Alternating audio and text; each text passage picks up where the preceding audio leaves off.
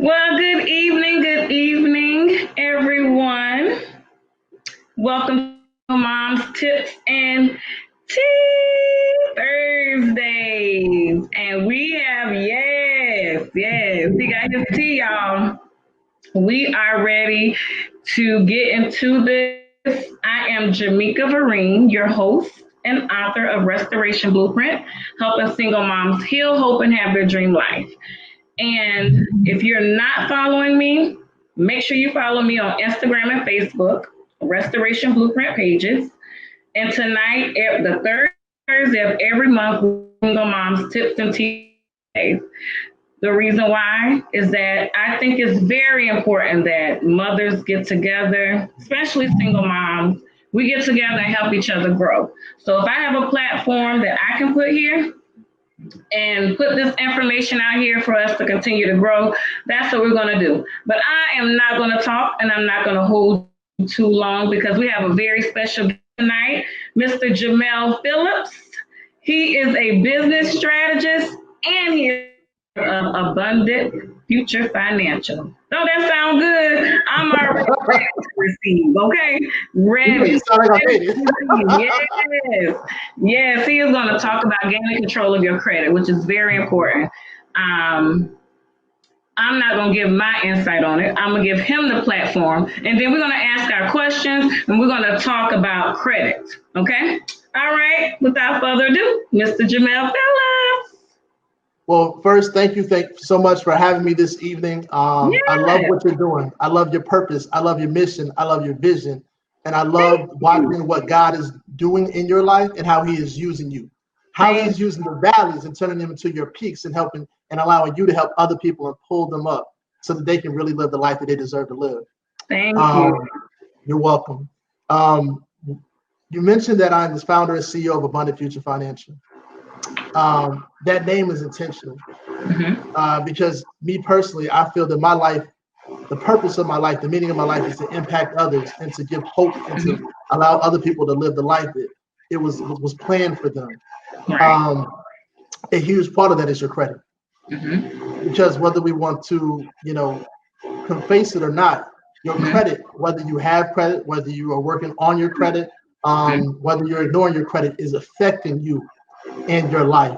So, tonight I want to kind of give you guys some tips and pointers on credit, educate you on credit. But the first and foremost, I want to let you guys know this is interactive. So this is for you to learn, to take away some tips and pointers that you might need, to get that piece of advice that you might not have, to talk to a credit specialist or expert who knows these things and not get hearsay. Because if you grew up like I grew up, there was a lot of hearsay, right? My parents told me, hey, look, credit cards are bad.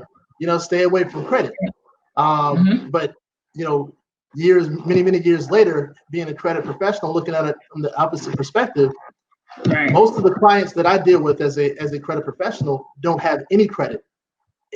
So they have nothing making any positive payment history each month, where they have a whole long list of items that are negative and derogatory, which hurt them. So not actually understand. It's important to learn credit, how to manage credit.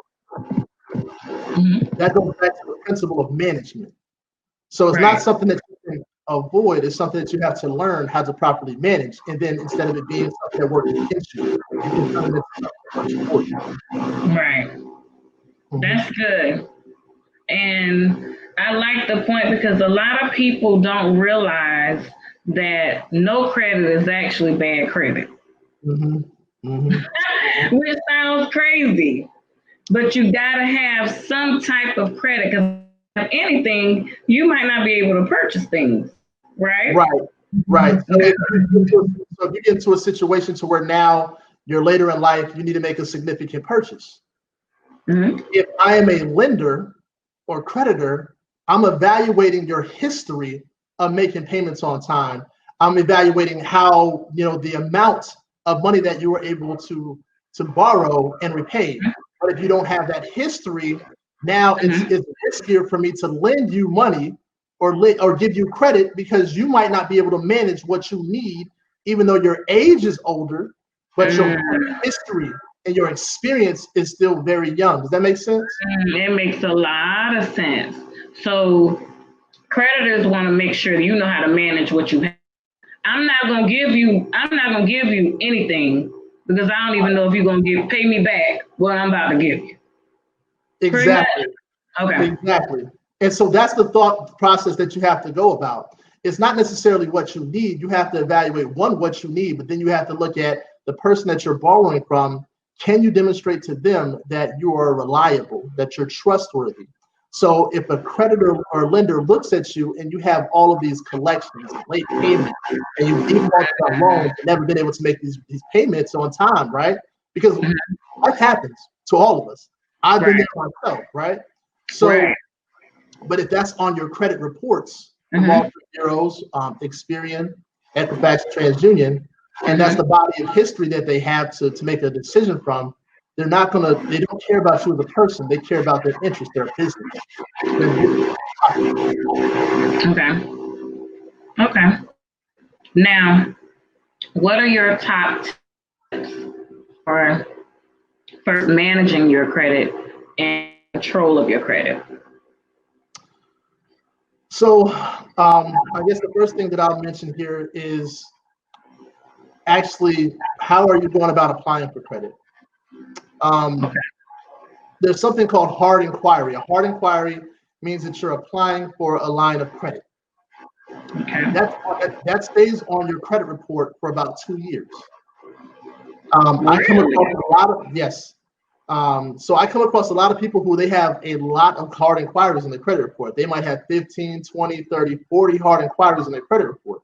So a lender is looking at you and saying, okay, if you have 6 to 8 lines of credit, or hard inquiries in your credit report, you might strategically be going about adding lines of credit to add to your credit portfolio.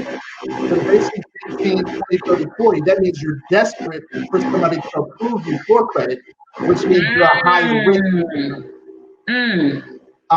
So in explaining that, it's important for you to think carefully about how you're applying for credit and why you're applying for credit. Are you looking to use credit as cash because you don't have cash or because you can't create money? Or are you in a position to where you can manage things, but you have more responsibility and you're leveraging credit to make purchases and you pay it back? Right. That makes a lot of sense. Okay, so that's the first tip. And the other thing about credit is, hard inquiries is, they can be removed. Most people don't realize, and most credit professionals do not know how to remove hard inquiries from credit reports. But it is possible. They can be removed from your credit report from all 3 bureaus. So if you're in a situation where you ever have all those hard inquiries, it's not the end of the world. You can have those removed from your credit reports. Okay. So, there's a lot of myths about credit. I'm older. I'm at the, I'm just trying to focus and get my life right, finally. We ain't out there playing around, having a good time like in your 20s. 30s, you're a little serious. 40s is a whole nother level, okay? So when you get 40 and above, you're looking at life like, okay, it's definitely time to stop playing. Now,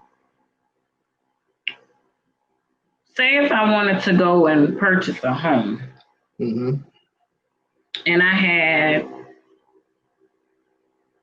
a 500 credit score or 600.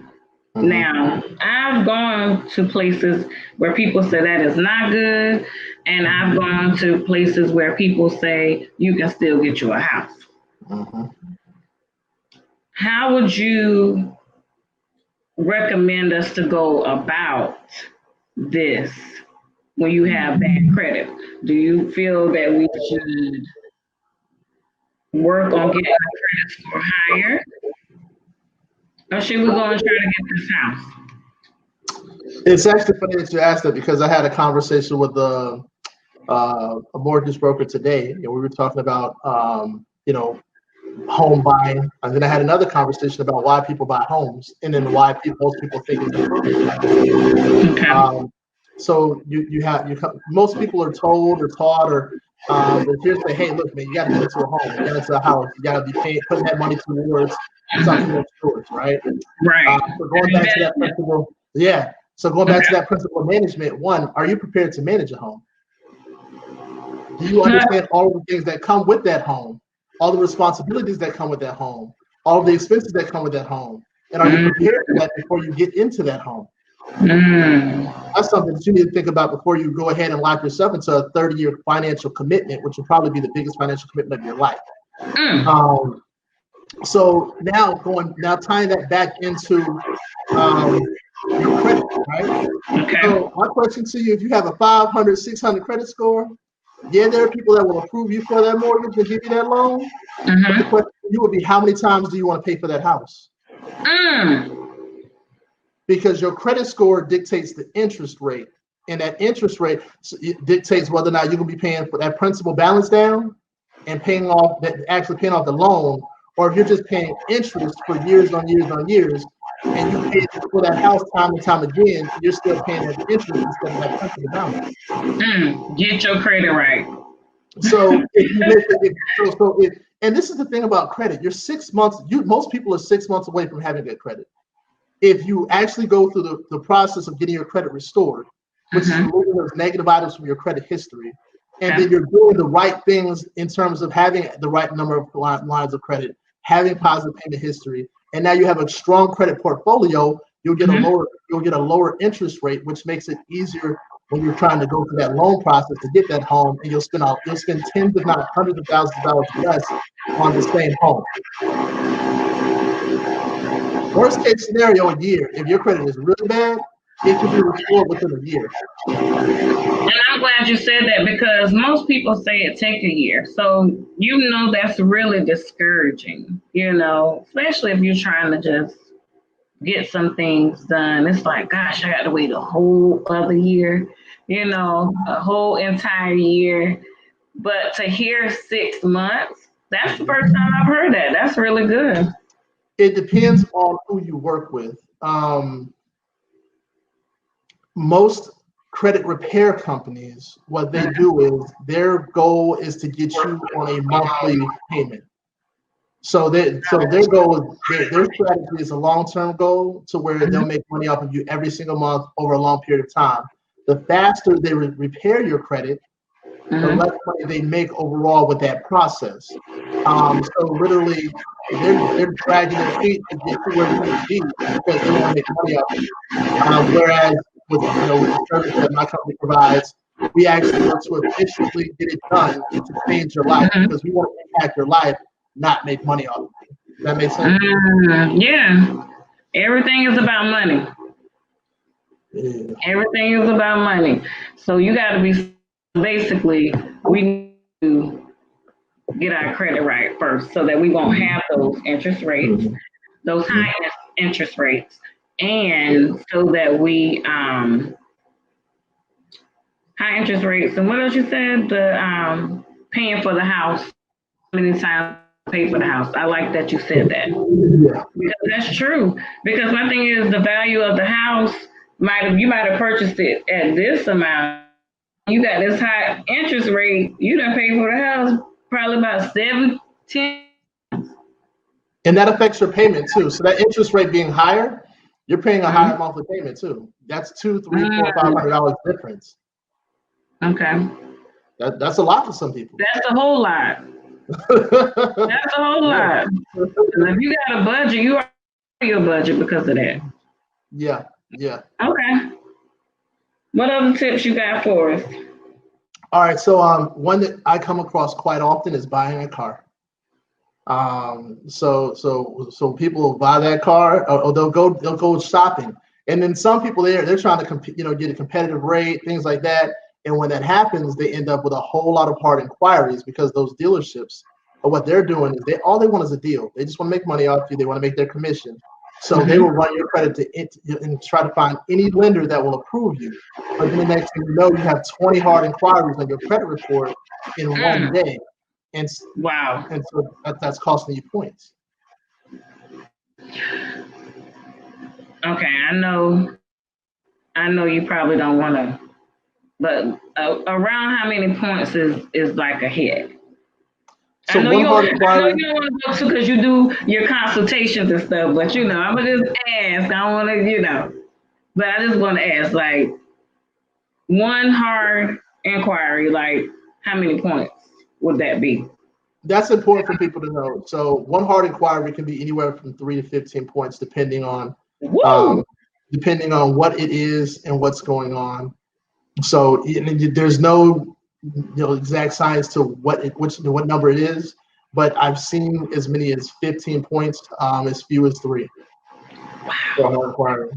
That's a lot. They penalize you for the way that you approach applying for credit. Wow. Mm-hmm. Okay.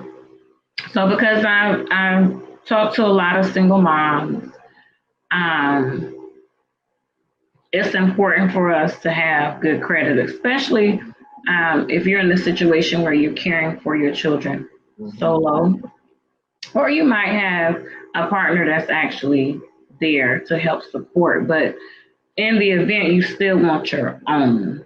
Mm-hmm. So what are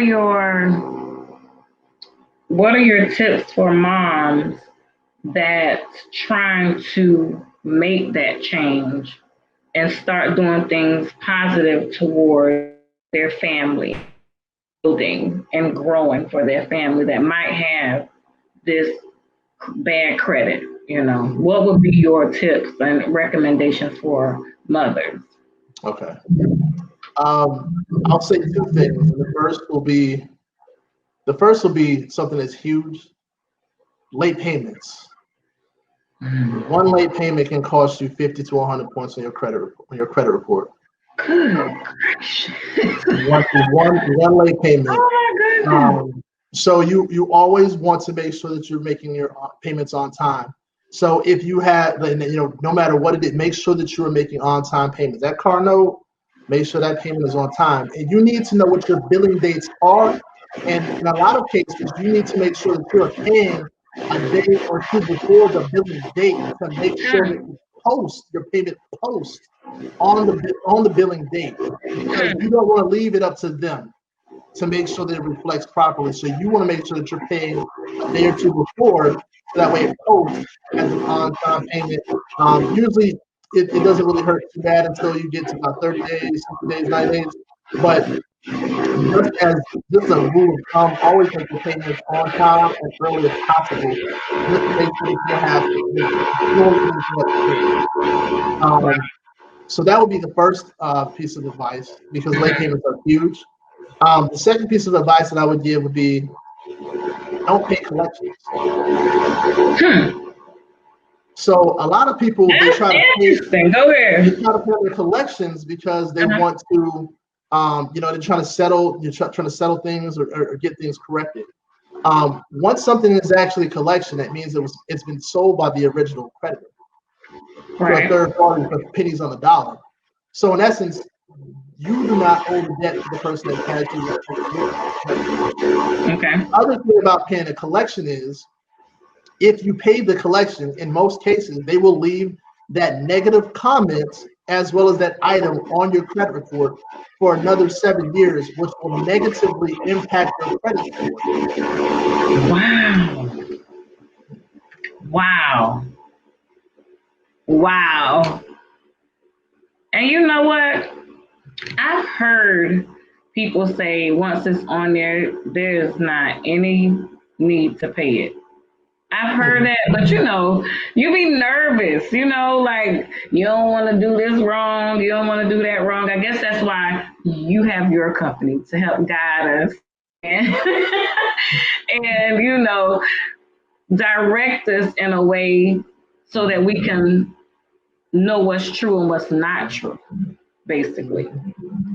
Because let me tell you, you pay, and then a collection can be as small as $60, and you go pay it, and it's still on there lingering for another 7 years. Wow.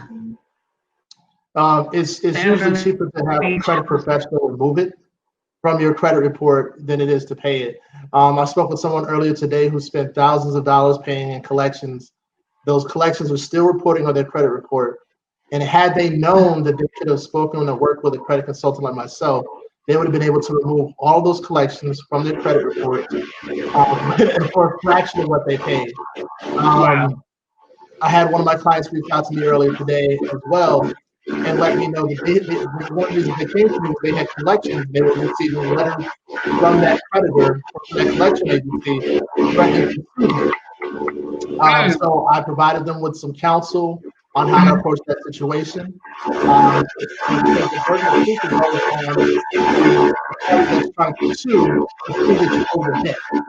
They have to verify that. And when they went to go to court, they weren't able to do that. And then the actual, this time around, the actual legal team that was supposed to be there to sue her did not show up. Wow. So a lot of times it's intimidation tactics that these companies and organizations are using to get you to commit verbally to a debt or to pay a debt that you do not owe. And they're using intimidation tactics or using their name to create fear and uncertainty to make you pay a debt that you do not owe. Yeah. It's intimidation because the first thing these lines are monitored. And you know they ask you these questions that's trying to like corner you. Mm-hmm. Because you don't want it to come back on you. You know what I'm saying? Exactly. Especially when you don't know. They know, but you don't know. So I think your business is very important. And to have a business like this and be upfront, professional, and honest. Because I'm gonna just be real with you. When I first it was back in the early 2000s, I started working on my credit. And I hired this guy. I wasted so much money. You hear me? I wasted so much money because he didn't move. My credit score didn't even move. And I know he was working on it for like some months. And I just felt like I wasted so much money because my credit score never. So I think it's important to have professional, honest, and intelligent people that's going to tell you exactly what you're going to do. So kudos to you. Definitely. Go ahead with your tips. I'm sorry. Well, I think now's a good time for me to kind of share one of the reasons why I got into this profession. So similar to you, I had been through life happens to all of us. I had perfect payment history, had never missed a payment. I had a 720 credit score. Life was good. I got in a car accident. The next thing I knew, I had a 485. And yeah, I wouldn't talk about credit for the longest time. You couldn't get me to talk about it because I'm like, for one thing to happen and just it throws your life off track like that. And that's what happens to a lot of people. You've worked your entire life. You've done everything right. You've always tried to do things the right way. One thing happens, and the next thing you know, your credit score is in the toilet. And it's like, how do I make it? So just like you, I went to a company. I was like, okay, I'm finally ready to deal with this and address this. And so, they're like, hey, pay us, a little $100 every single month. And I'm like, okay. So about a year went by, and nothing was coming off my credit report. And I'm just like, okay, why am I've spent over $1,200 to get my credit repaired, but my credit's not repaired. I'm still paying a higher insurance premium because of my credit score. I'm still paying higher interest rates on my car because of my credit score. I'm still struggling to get into an apartment, can't buy a house because of my credit score. And I said, this doesn't make sense for me to pay you. So then I fired them. And I said, let me learn this. And I studied everything that I could possibly study, read everything online that I could find, but I still didn't really understand that secret sauce to it, or the secret or the science to credit. And it wasn't until I found mentorship, because I believe in seeking wise counsel. And so I wanted to learn this. And so I paid more money to get help, but then I learned from the best industry experts, and they taught me, and I invested in their mentorship so that way I could become a professional. And one of the things that motivated me was the frustration that I felt when I was on the other side, paying somebody $100 a month and they weren't getting me any results. And I said, I want somebody to be in this industry that has character, that has integrity, that cares about people, and wants to change lives and not make money off of people. And so that's why I designed my business the way I did, and what motivated me to help people. Because so many people, when you start having conversations about credit and you talk about it, and a lot of people are afraid to talk about credit. Yeah. They don't want to talk about it. And so when you start having those conversations, you learn so much. You learn that so many people are dealing with it and struggling with it. So being able to help people and impact their lives is extremely important, and something I'm grateful to be able to serve up. Let me ask you this, because I think at the age I am now, I think it's very important that we teach our children at a young age. Just be honest, like that's not conversations I had growing up, you know. So therefore I try to be very open and transparent with my son, so that when he leaves my home, he knows that, look, you gotta have some you gotta have some credit, and you gotta keep it right. This is what happens.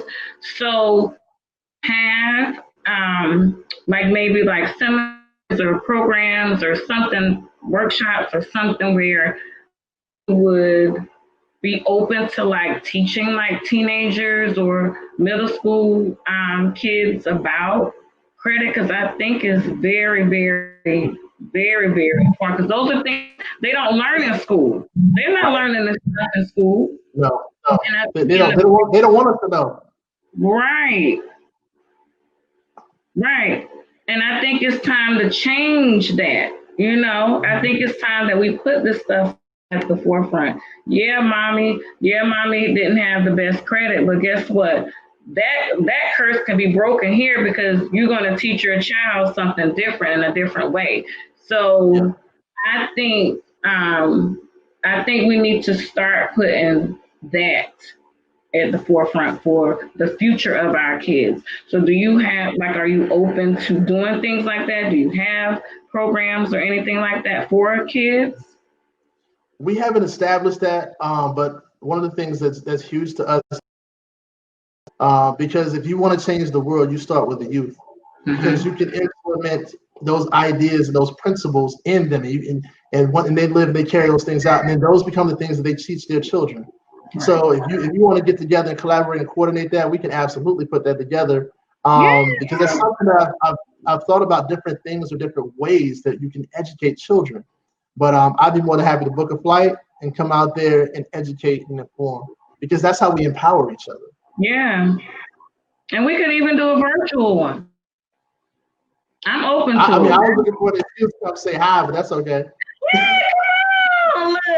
Look, it's Corona. We're going to yeah, we got to be like this. But yeah, that would be really good, because I think it's time that we start training our kids just a little bit differently and teach them what's important to live. You know, yeah, they out here, and I understand you're still kids, but there's nothing wrong with the knowledge they need at a young age. So I think that'll be really, really good. That'll be great. So I'll put that in the works. Okay. Single moms and kids seminar. So what else you got for us? I think those are all great tips. One important thing that I did want to speak on today was bankruptcy. There are a lot of people. There are a lot of people that they feel like they don't have another option but to file bankruptcy. They feel like things are so bad that they have to file bankruptcy. And bankruptcies typically stay in your credit report for 17 years. So, and on public record as well. You know, my advice to anybody that is considering a bankruptcy: speak to a credit consultant or a credit professional before you go to an attorney, because that attorney wants to make money off you and file all that paperwork, right? So if you speak with a credit professional, in a lot of cases, you know, some of the clients that I deal with, the items that they have on their credit reports that they're fearful about having, about the bankruptcy, are items that can be legally and permanently removed from their credit report. So they can actually avoid bankruptcy and having to file all that legal paperwork and that paper trail, and prevent themselves from going through that, and just have those negative items removed. And then also learn how to put the right types of credit lines in place to start rebuilding and restoring their credit. So a lot of people don't know that that's an option. A lot of people don't know that that's possible. Right. The other piece of bankruptcy that I want to speak to is anybody that has been through a bankruptcy, had a bankruptcy, has that on their record. That bankruptcy can actually, and all of the negative accounts associated with that bankruptcy can be removed from your credit report, as well as the public record removed. So that is something that that's an option for you. It's not, you don't have to wait 7 to 10 years. That's something that can happen right away. So I just want to make sure that you guys know that's possible. That's something else also you can speak with a credit consultant to help you with. I've dealt with a lot of people who they haven't been able to get approved because they had a bankruptcy on the record. And then after working with me and helping to get those items and those bankruptcies removed, as well as the public records, they've been able to actually move forward and actually get lines of credit.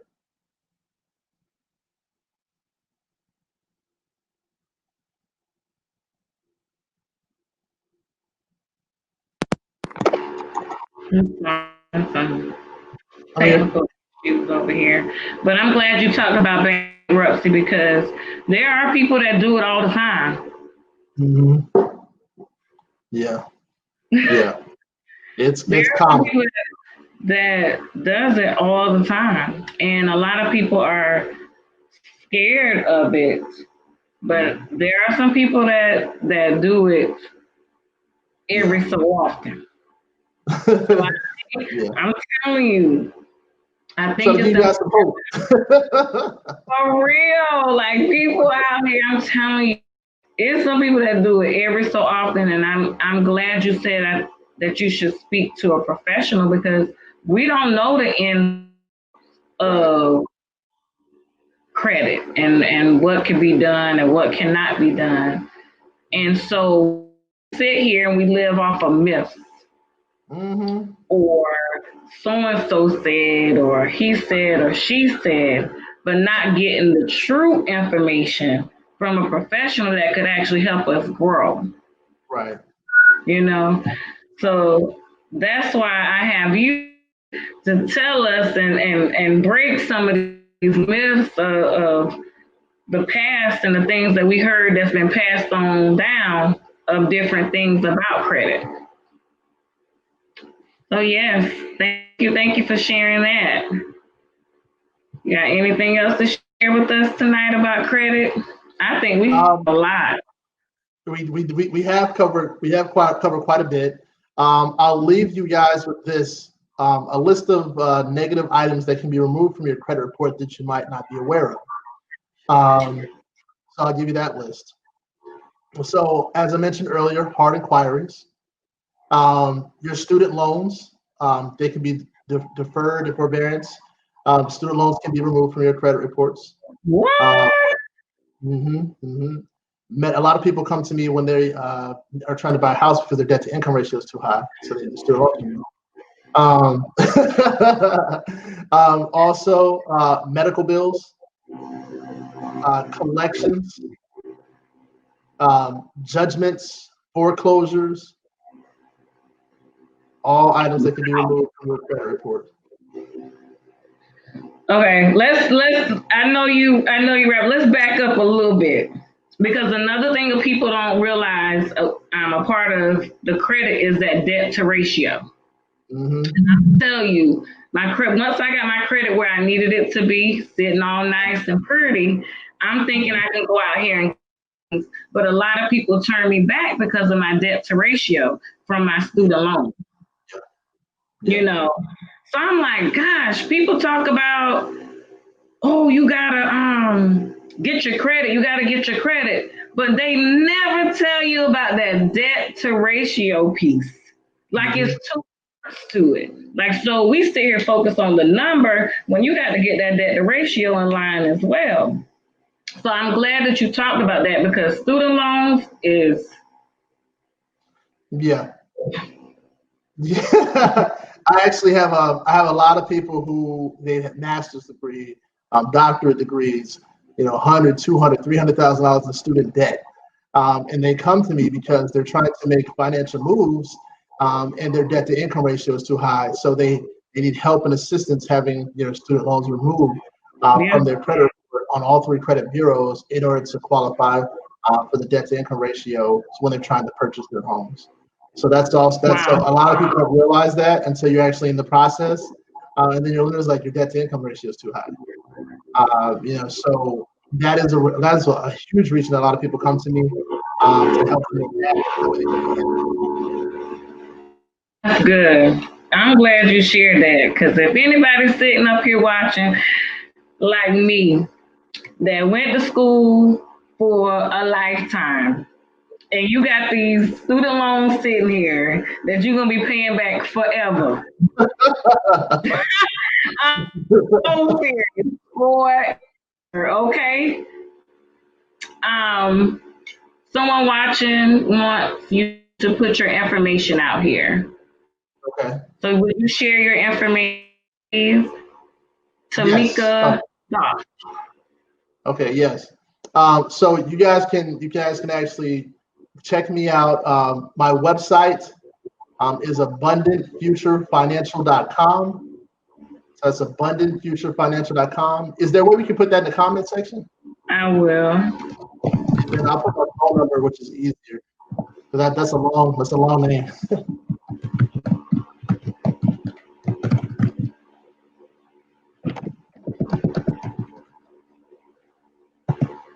Okay.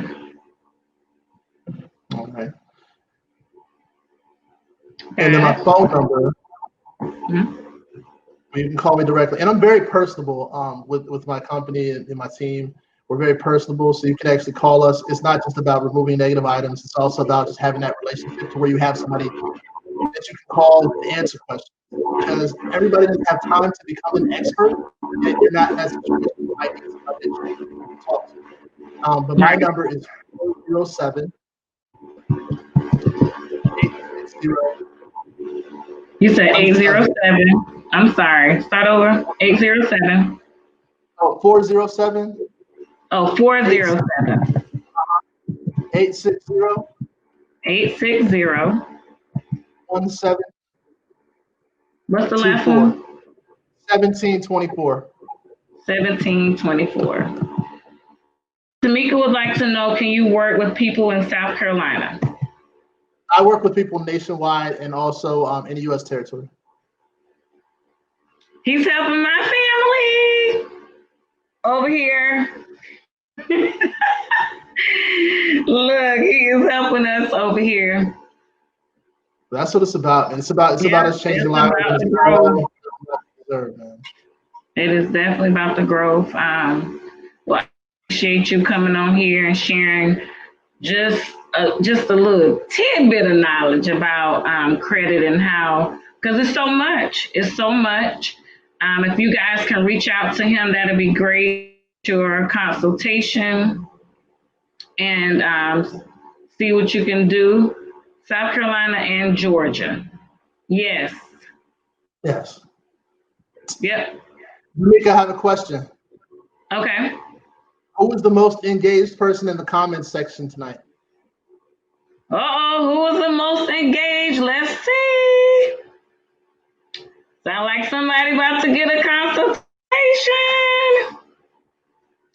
I have JT Thomas with 1, 2, 3,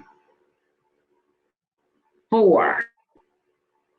JT Anybody else? Thomas with 4 comments. Tamika Goss came in second with 2. Okay. Tamika, this is what I'll do because you're the most active person in the chat comments tonight. I believe in changing lives and making a difference, impacting other people's lives. I'll actually fix your credit for free. What? Did you just say for free? For free, no cost at all. Who gets this? Tamika. Tamika! Tamika, did you hear that? Yeah, she said praise. Oh, that is such a blessing. I think I'm about to cry. Yeah. Reach out to me. I'll go ahead. I'll talk with you and I'll get everything taken care of for you. Wow. That is awesome. Thank you, thank you, thank you. Congratulations, Tamika, on winning that. Wow, that's a blessing. That's what it's about. I'm so touched right now. And on that note, does anybody have any other questions you want to ask Mr. Jamel? We have him on this platform. She said, thank you, Jamel. You're welcome. My pleasure. Any more questions? No? Lena said, congratulations, Tamika. All right. Well, thank you so much, you guys, for tuning in to Single Moms Tips and Tea Thursdays. Let me tell you, tonight I'm drinking hibiscus tea. What type of tea you drinking? I'm drinking my favorite tea, which is gold pink tea. What? It's tea. It qualifies. Technically, it qualifies. Oh my! Oh my goodness. Tamika, you can actually, do you want her to message you or send you a text so that you can follow up with her?